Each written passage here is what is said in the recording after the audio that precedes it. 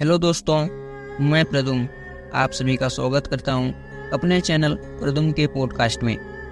तो दोस्तों, आज मैं आपको एक ऐसी कहानी से रूबरू कराने जा रहा हूं जिसे सुनकर सच में आपको डर का एहसास होने लगेगा।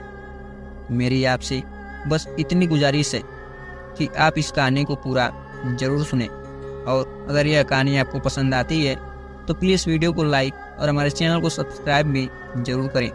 तो चलिए, आपका ज़्यादा समय न लेते हुए इस कहानी को शुरू करते हैं। कहानी का आरंभ एक छोटे से गांव से होता है, जहां अमावस्या की रातें हमेशा भयानक मानी जाती थी।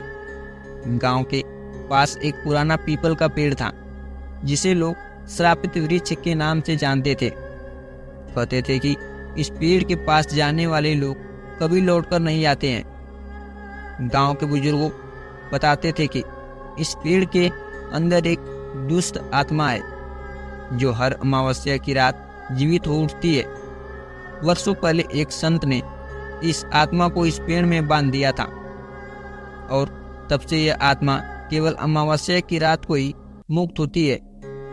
इस आत्मा की कहानी थी जो पूरे गांव में बहुत ज़्यादा मशहूर थी। कहते हैं कि यह आत्मा एक राजकुमार की थी, जिसे जादूगरनी ने धोखे से मार दिया था। राजकुमार की आत्मा इस पेड़ में बंद हो गई, और उसके बाद से यह पेड़ श्रापित हो गया। गांव के लोग इस पेड़ से दूर रहते थे, विशेषकर अमावस्या की रात। बच्चे तो इस पेड़ की छाया से भी बहुत दूर रहते थे, लेकिन कुछ युवकों ने इसे मजाक में ले लिया और वे इस पेड़ के पास जाने का योजना बनाने लगे। गांव के 4 युवक रमेश, सुरेश, राजू और मोहन हमेशा से इस पेड़ की कहानियों पर हंसते थे। एक दिन उन्होंने फैसला किया, वे अमावस्या की रात को इस पेड़ के पास जाकर इसे झूठ साबित करेंगे। उन्होंने एक दूसरे को चुनौती दी, जो भी इस पेड़ के पास जाकर रात बिता लेगा वह सबसे बड़ा बहादुर माना जाएगा। अमावस्या की रात आई। चारों युवकों ने कमर कस ली। गांव के लोगों ने उन्हें बहुत समझाया, लेकिन उन्होंने किसी की बात नहीं सुनी। गांव के बुजुर्गों ने उन्हें चेतावनी दी, इस पेड़ के पास जाना मौत को निमंत्रण देना है।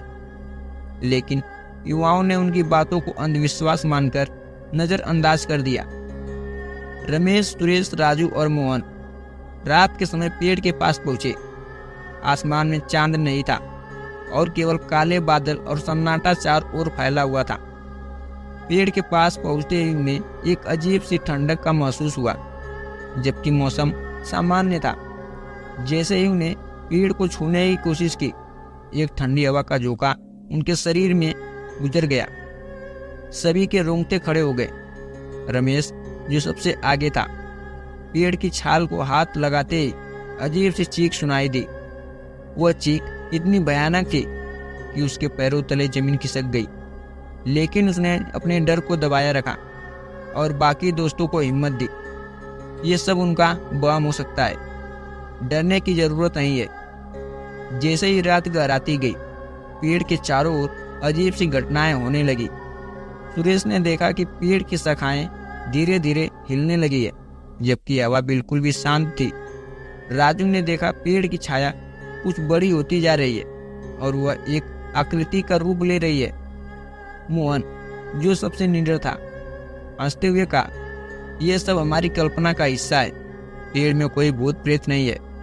लेकिन उनकी हंसी थोड़ी देर में ही रुक गई, जब उसने देखा कि पेड़ की जड़ें धीरे धीरे जमीन से बाहर निकल रही है। उन जड़ों से एक सड़न की बदबू आ रही थी, जिससे सबका दम घुटने लगा था। रमेश ने देखा कि पेड़ की जड़ें उनके पैरों की ओर बढ़ी चली आ रही है, और एक भयावह चेहरा जड़ों के बीच से उभर रहा है। रमेश, सुरेश, राजू और मोहन अब पूरी तरह से डर गए थे, लेकिन अब भागने का कोई रास्ता नहीं था। पेड़ की जड़ें उनके चारों ओर फैल चुकी थी, और वे हिल भी नहीं पा रहे थे। उन्होंने सुना कि पेड़ के भीतर से किसी की जोर से हंसने की आवाज आ रही है। वह हंसी इतनी भयानक थी कि उनका खून जम गया। पेड़ के बीच से एक आकृति उभरी, जो एक धुएं जैसी दिख रही थी। यह आकृति धीरे धीरे एक राजकुमार के रूप में बदल गई। उसकी आंखें खून जैसी लाल थी और उसका चेहरा इतना विकृत था कि उसे देखने में भी लोगों की रूह कांप जाती थी। वह आकृति उनकी ओर बढ़ने लगी थी। राजकुमार की आत्मा अब पूरी तरह से जाग चुकी थी। उसने चारों युवकों को घूरते हुए कहा, तुमने मेरी शांति भंग की है, अब तुम्हें इसकी सजा भुगतनी होगी। आत्मा ने चारों युवकों की ओर देखा और अचानक ही पेड़ की शाखाएं उनके गले के चारों ओर लिपट गई। चारों युवक चीखने लगे, लेकिन उनकी आवाजें बाहर नहीं आ पा रही थी। धीरे धीरे उनकी आंखें बंद होने लगी और उनकी आत्माएं उनके शरीर से बाहर निकल गई। गांव में उसी समय तेज हवाएं चलने लगी। गांव के लोग समझ गए कि कुछ तो अनहोनी हो चुकी है।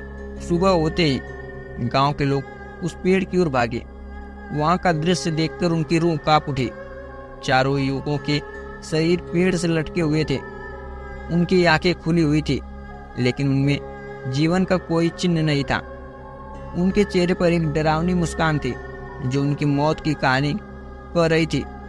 गांव के बुजुर्गों ने उस दृश्य को देखकर समझ लिया कि श्रापित वृक्ष की आत्मा अब जीवित है और यह आत्मा किसी को भी नहीं बख्शेगी जो उसकी शांति भंग करेगा और जो इस पेड़ के पास आने की कोशिश करेगा। पेड़ के पास जाने की हिम्मत भी नहीं करते थे। हर अमावस्या की रात गांव में सन्नाटा पसर जाता था और लोग अपने घरों में दुबक कर बैठ जाते थे। कुछ समय बाद गांव वालों ने मिलकर उस पेड़ के चारों ओर एक ऊंची दीवार खड़ी कर दी ताकि कोई भी भूल से भी उस पेड़ के पास न जा सके। लेकिन यह दीवार भी लोगों के दिलों में बसे डर को मिटा नहीं सकी। अब उस गांव में किसी भी अमावस्या की रात कोई भी बाहर नहीं निकलता था। चारों युवकों की मौत ने गांव वालों को यह सिखा दिया था कि कुछ कहानियां केवल कहानियां नहीं होती, उनमें छुपा सच कभी कभी मौत से भी अधिक भयानक होता है। कहानी यहाँ खत्म नहीं होती। एक दिन गांव में एक साधु आया जिसने उस पेड़ के बारे में सुना था। उसने गांव वालों को बताया कि उस पेड़ के अंदर बनी आत्मा को मुक्ति दिलाना ही उसका समाधान है। गांव वालों ने साधु की बात मान ली। साधु ने कई दिनों तक उस पेड़ के पास साधना की। आखिरकार एक अमावस्या की रात साधु ने आत्मा को मुक्त किया, लेकिन मुक्ति के साथ ही उस आत्मा ने साधु से एक वचन लिया। राजकुमार की आत्मा ने कहा, मुझे इस पेड़ में बांधकर मेरे जीवन और मृत्यु दोनों को नरक बना दिया गया। अब मैं मुक्त हूँ, लेकिन इस गांव पर मेरा श्राप रहेगा। जो भी इस पेड़ के पास आएगा वो मेरे क्रोध का शिकार होगा। साधु ने उसे रोकने की कोशिश की, लेकिन राजकुमार की आत्मा ने उसकी एक न सुनी। उसके बाद से गांव ने उस पेड़ को हमेशा के लिए अकेला छोड़ दिया। कहते हैं कि उस पेड़ के नीचे कभी कभी किसी की बहुत भयानक हंसी और चीख सुनाई देती है। अब वह पेड़ गांव के लिए एक स्थायी डर का प्रतीक बन चुका था और गांव के लोग उस पेड़ से कोसों दूर रहते थे। कहानी के अंत में यह बात सामने आई कि कभी कभी कुछ रहस्यों को रहस्य ही रहने देना ठीक होता है।